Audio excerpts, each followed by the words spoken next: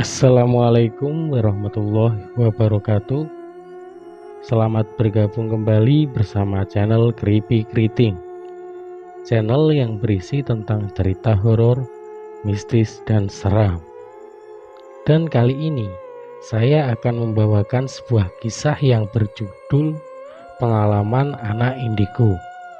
Dan cerita ini saya dapatkan dari Twitter dengan nama akun @jilianto. Bagi teman-teman yang ingin membacanya secara langsung, link saya sediakan di kolom deskripsi. Dan jangan lupa untuk follow juga akun Twitter sang penulis untuk sebuah apresiasi kepada penulis cerita ini. Bersama saya Bang Siwar, kita mulai ceritanya. Malam takbiran untuk menyambut Idul Fitri pun telah tiba. Takbir berkumandang di seluruh penjuru kota Kediri. Kakak pertamaku, Mas Pratama, telah pulang kampung dari tanah rantauannya, yaitu Makassar, bersama istrinya Mbak Ani. Satu keluarga berkumpul pada malam itu, yaitu ayah, ibu, Mas Pratama, Mbak Ani, dan kakak keduaku, yaitu Mas Putra. Aku hanya menatap mereka dari kejauhan dan melihat langit malam. Dalam lamunanku, aku tenggelam dalam bayanganku akan keraton Jogja dan keraton Surakarta. Entah kenapa aku merindukan suasana keraton dan sudah menjadi impianku sejak lama untuk berkunjung ke sana lagi. Aku dikagetkan oleh suara Mas Pratama. "Gimana, Dek? Mau liburan ke Jogja?" "Loh, kita nggak mudik, Mas?" tanyaku. "Enggak lah, kamu nggak dengerin tadi?" tanya Mas Pratama kembali. "Buat apa mudik ke situ, Bondo? Kita udah nggak punya kakek dan nenek. Mereka semua sudah meninggal. Nggak ada lagi ambisi untuk mudik. Lagian kita kan sudah nyekar ke makamnya sebelum puasa kan?" ucap Mas Putra. Aku membuka mulutku kaget. Gimana menurut ayah?" Aku menatap ayah dengan serius. "Ya itu tadi, benar kata Mas Putra. Kita nggak ke situ Bondo lebaran tahun ini dan pergi liburan ke Jogja dan Solo," jawabnya. "Ya memang keluargaku seperti itu. Sulit untuk dikatakan kalau mereka adalah orang-orang yang tidak pernah memperhatikan perasaan. Apalagi rasa dan esensi Hari Raya Idul Fitri itu sudah musnah di hati mereka.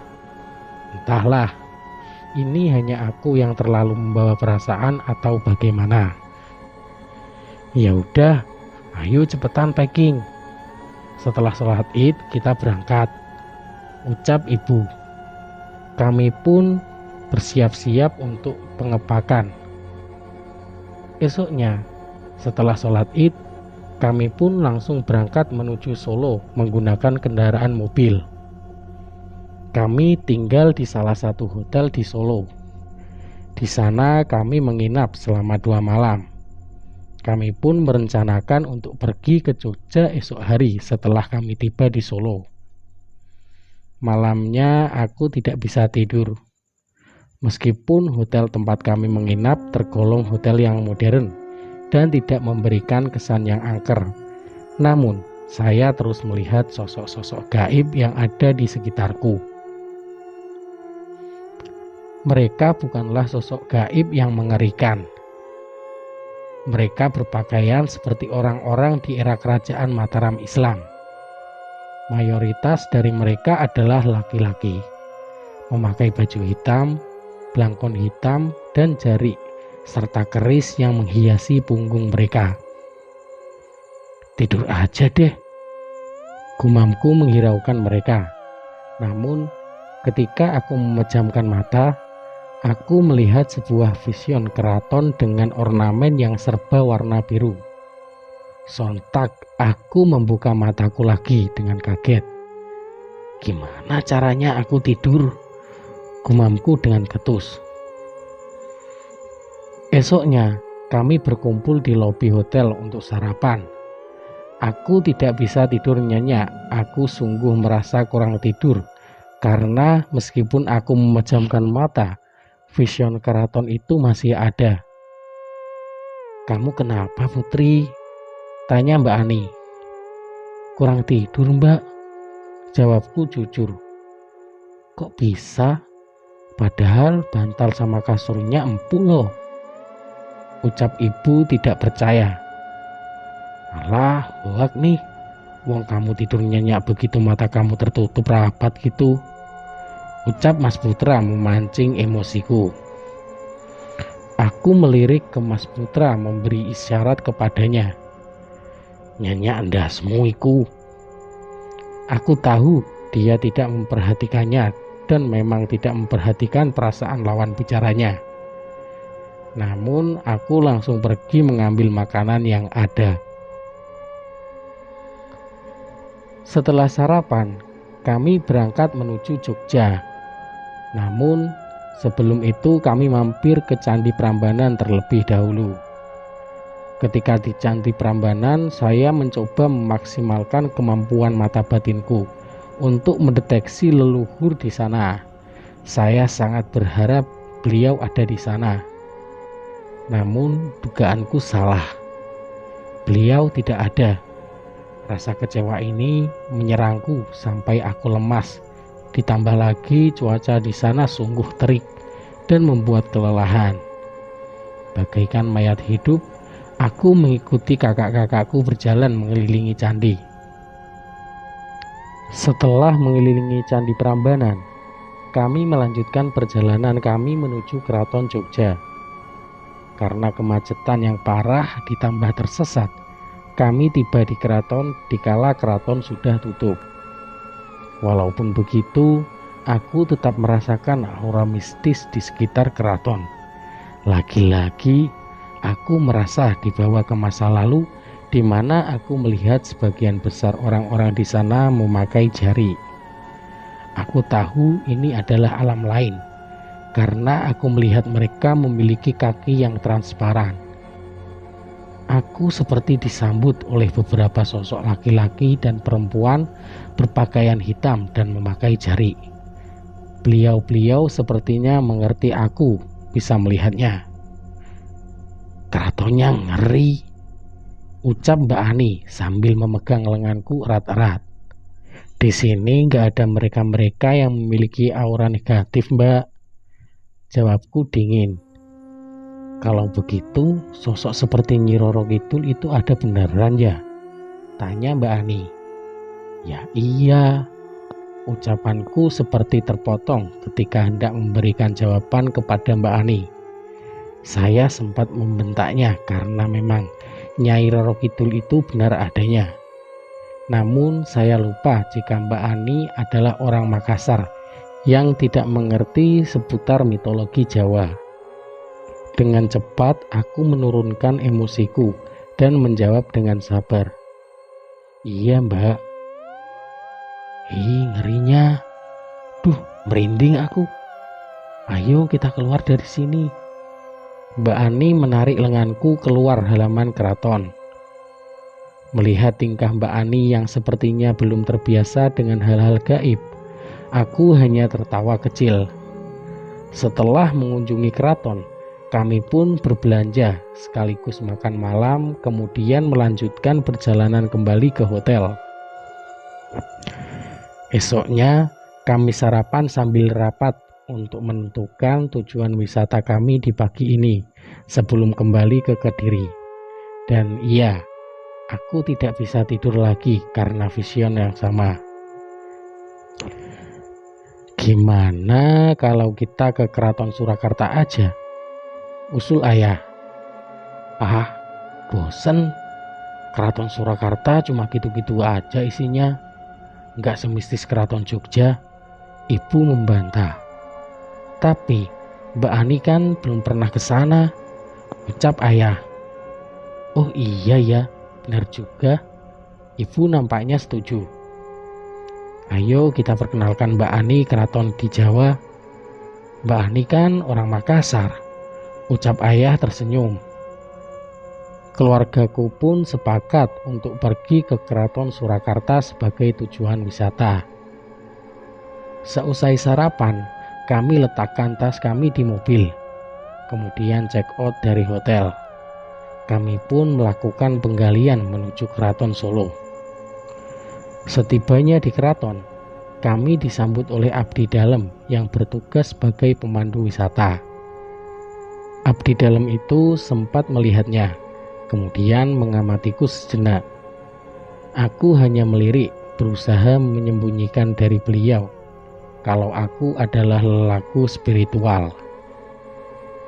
Nah, panjenengan semua ini berasal dari mana? Sapa abdi dalam itu dengan ramah.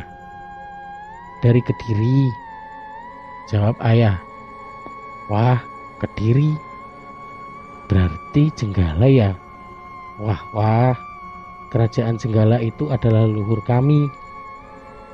Abdi dalam itu tampaknya kegirangan, terlihat dari matanya yang berbinar-binar. Sekali lagi, beliau memandang lagi dan tersenyum. Tolong, jangan diumbar ke keluarga kalau aku adalah lelaku spiritual. Tur singkat kami di Keraton Surakarta pun dimulai. Dalam tur keliling ke keraton, kami didampingi oleh abdi dalam itu.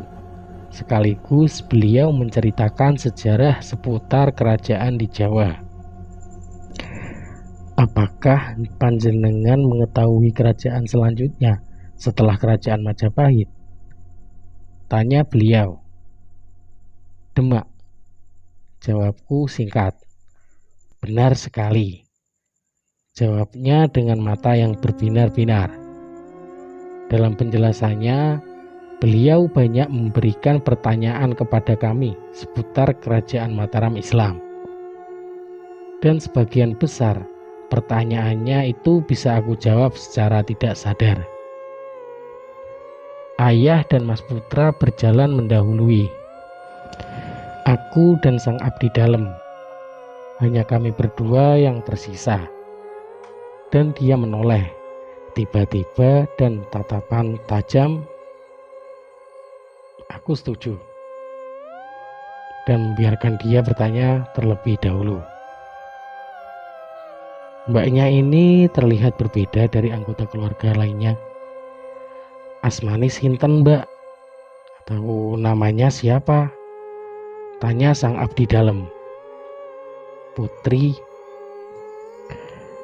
Saya sebenarnya adalah lelaku spiritual, namun saya rahasiakan ini dari keluarga saya. Ucapku tanpa menunggu pertanyaan dari beliau. Saya sering mendapat panggilan dari leluhur Kediri, Eyang Putri. Tambahku sambil memberitahu nama asli dari Eyang Putri. Oh dia, dari pantai selatan ya? Tanya sang abdi dalam, berusaha menemukan identitas Eyang Putri. Oh bukan, tapi memang dekat dengan Ratu Pantai Selatan, jawabku jujur. Oh baiklah, ayo kita lanjutkan perjalanan kita. Sang abdi dalam itu tersenyum. Selanjutnya kami membahas tentang pemandangan Sultan Pakubuwono VI ke Ambon dan pemandangan Pangeran Diponegoro ke Makassar. Jika Sultan Pakubuwono diasingkan, apakah dulu terjadi selubung kekuasaan? Tanyaku. Lalu, apakah terjadi perebutan kekuasaan saat itu? Tanyaku lagi. Lagi-lagi sang abdi dalam itu memandang tajam, lalu tersenyum. Wah, kritis sekali Mbak Putri ini. Jenengan memang diikuti leluhur jenengan untuk belajar tentang leluhur kami. Kami pun tiba di sebuah menara di keraton.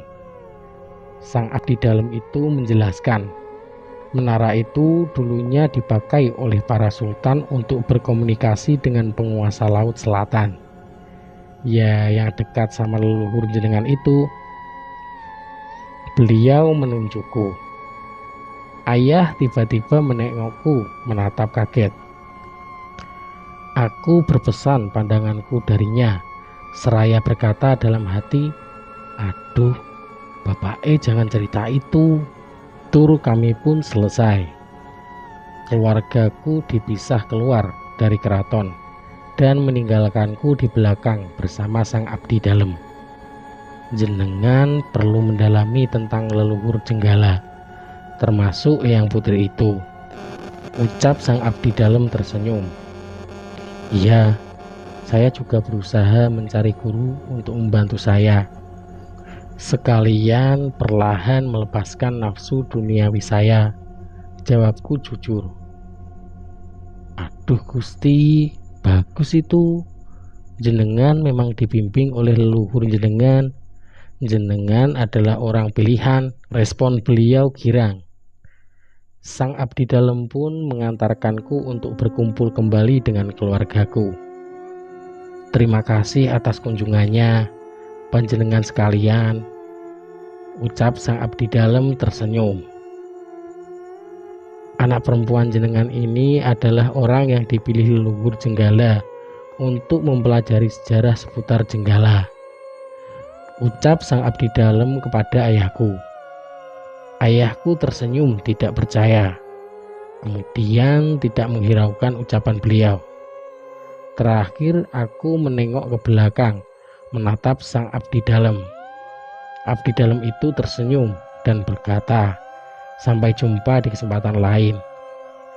Aku menunjuk tangan kepada beliau dan kemudian kembali ke keluargaku. Kami pun melanjutkan perjalanan kami pulang ke Kediri. Dan cerita pun selesai.